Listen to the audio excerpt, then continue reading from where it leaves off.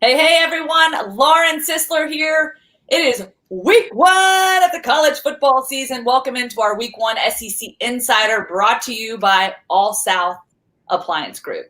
On Mondays throughout the season, we'll be recapping Alabama's game and getting you ready for the week ahead. Joining me today to recap fall camp and preview Alabama's 2020 fall football team is AL.com's Michael Casagrande. Michael, what's up, buddy? Are you giggling? Why are you giggling?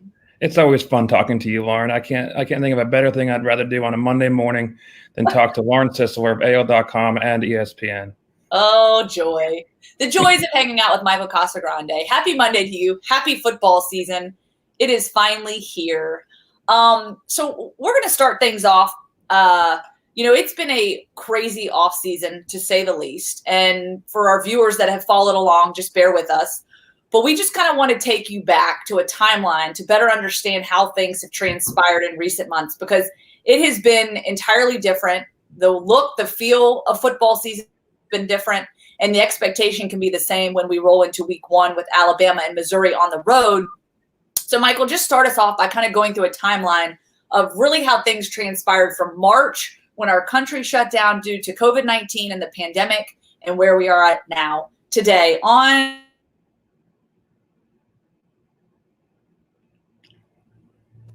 ready, go. You froze for a second. That was scary. I have a whole Google Doc. I could pull it up from timeline of everything that happened since March 13th. I think that was the day that Alabama was supposed to start spring football. I think we got the cancellation like an hour or two before they were supposed to hit the field. So it's been a long ride since then. Obviously, things were looking bad for a while. They went back to practice. I think voluntary practice started June 8th, the first week of June. They've been there pretty much ever since then. Practices, they could start doing more team things in the middle of July. I think it was August 17th when practice began for real on the football field. So it's been a very weird 6 months of no sports, some sports, but they're back at it again this week. It's, in a few 45 minutes, Nick Saban will step to the podium Monday morning, Monday noon news conference, and it'll be as close to normal as it'll be with us sitting at our kitchen tables as opposed to in the media room. Good point. Yes, very good point.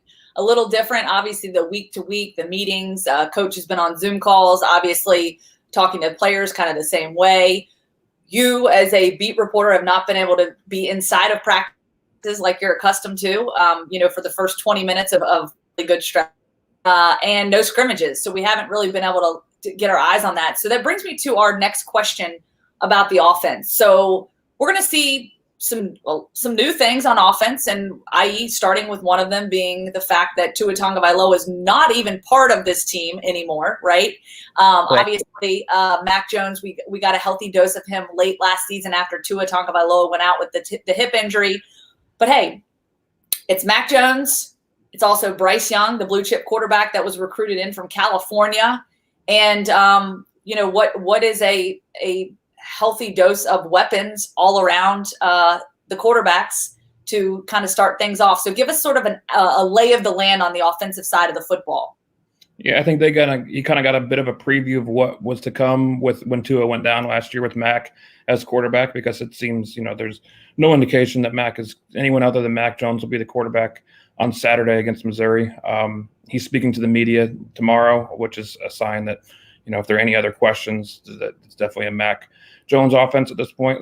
But yeah, he's got receivers back. He obviously loses Jerry Jeudy and Henry Ruggs, but you have Jalen Waddle, Devontae Smith. Those are guys who are, first round kind of picks that for next year after, you'd expect to see them being right up there. It's going to be interesting to see how they're defended, because in the past, when you had those four guys out there, 3 or 4 guys at the same time, it was very hard to defend. To be a little bit easier for defenses to key in on some of those, on Devontae Smith, on Jalen Waddle. So it'd be interesting to see how they're defended, how they're able to creatively work around. But they've also got a veteran offensive line back. Just about everybody other than Jedrick Wills is back. I think Saban said the other day they have 8 guys they could envision starting. So depth there was important. They've been moving around to different positions in case there were players who were out with, any kind of COVID-related things, injuries. And then a stable of running backs that's as deep as they've had in a long time, and they've had some pretty deep running back rooms. Obviously, Najee Harris coming back, Brian Robinson, but Trey Sanders, the true freshman from last year who got hurt, was a 5-star top running back in the country. And, Roydale Williams, the freshman, Jace McClellan, true freshman. They've got a lot of stars and potentially in that backfield. So no shortage of weapons. It'll be interesting to see how they spread it around and how they mix the run and the pass, because it seems like they're going to have quite a bit of balance there. Yeah, and you bring up at the top that Mac Jones will be available to the media. So if there was ever a question whether he would be starting for this upcoming season opener against Missouri, the question there has been answered. And, I think it's great. Obviously, Mac Jones, we got to speak with him last year as he took the reins from Tua, and just kind of getting to know him and who Mac Jones was. A very vocal guy, kind of fun, kind of quirky, good personality, and really just sort of waiting his turn. Obviously, you're behind Tua Tagovailoa. You're living in his shadows. But, I really think that he has embraced this offense. He has embraced this opportunity to be the guy. And I imagine that throughout fall camp, Bryce Young has certainly pushed him, has helped push that quarterback battle. You always want to see that. Coaches always say having that quarterback next in line, next man up is always a positive thing, Sure. In the quarterback room. So certainly, seeing him mature and grow, and I'm anxious to see how things, pan out for him as the weeks go on, and really how he comes out of the gates, especially because everyone's dealing with the same thing with the pandemic, having to kick the rust off a little bit, having to, deal with all the protocols and everything that's been different this offseason. So, I would imagine it has probably benefited him being in this offense, being able to kind of understand, what Alabama football is all about, and being behind a guy like Tua has probably prepared him more than, unfortunately, a guy like Bryce Young that comes in during a pandemic when things are quite a bit different. So, I'd say that might be another indicator that, perhaps that the pandemic probably didn't play in Bryce's favor as maybe it did for Mac Jones. For sure. And at that point, it's interesting because he lost out on spring practice. Those are 15 crucial practices. He lost out on A-Day, one of the 15th of those practices where, people will get a chance to see what he can do. He also, I think an important point to point out is that he won't have those non-conference games that normally have in September against teams from the group of 5 where a backup can get in there and play and, cut his teeth a little bit in a blowout type circumstance where they're not going to have, you can say what you want about some of the SEC opponents, but it's not going to be, you're not going to have as many opportunities to try things out. So, a tough break for Bryce Young and just the year he came in. Yeah, no doubt. All right, let's switch gears to defense. Obviously, defensively, the standards not up to Alabama defensive standards last year. A plethora of injuries, obviously having to cycle in and guys in and out. Pete Golding, though, really hasn't made excuses for the defense. And I think the biggest thing is, just kind of looking at what they went through a year ago, how they were just continuously marred by injuries, having to shuffle guys around. Give us a peek into what the Alabama defense looks like. And, of course, you got the leaf blower outside. Not sure if you can hear it, but, hey, that's what happens when we roll virtual here at home. We just got to roll with the punches. But, yeah, defensively, what can we expect from this defense? Do we expect them to get back to Alabama defense and that identity that they hope to create? It's interesting because you got to look at it in the three different levels. You got the line, you got the linebackers, then you have the secondary. And the secondary, they lost just about everybody, and that's a pretty big deal. Everybody except for Patrick Surtain of the starters are gone. They had some troubles, some issues with that secondary last year, but you're going to see a lot of new guys filtering through there, some true freshmen.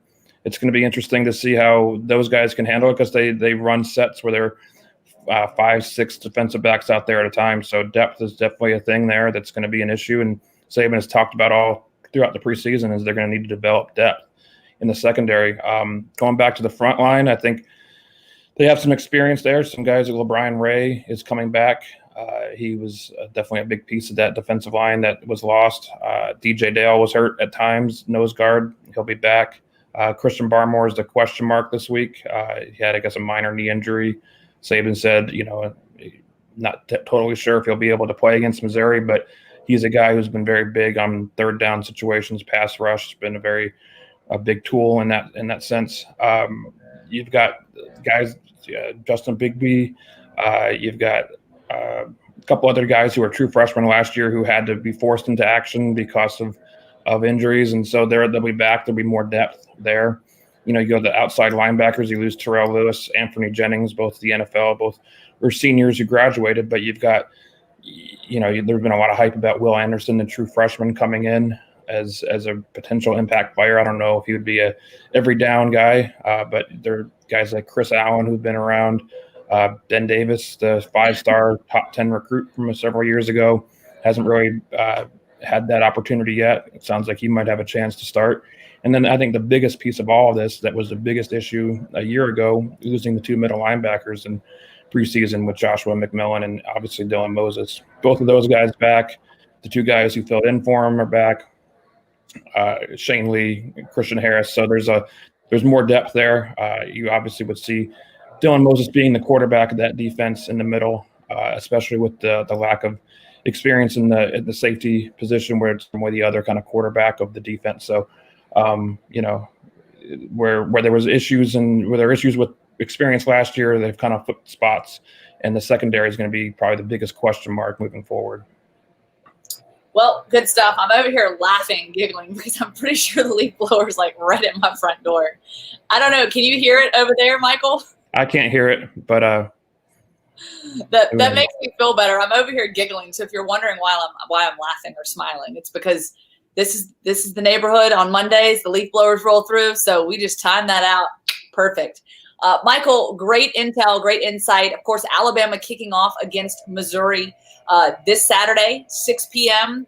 Week 1 of the SEC football season is kicking off. We're heading into, I guess, essentially week 4 of the actual football season, but week 1 for the SEC. So super excited about it. Lots of moving parts, lots of things going on. But yeah, we'll have the updates, and of course we'll be doing some preview shows as well, getting you ready for that opening kickoff against Missouri. So Michael, thank you. I appreciate you as always. Thanks for bearing with me with all the lovely extraneous noise outside.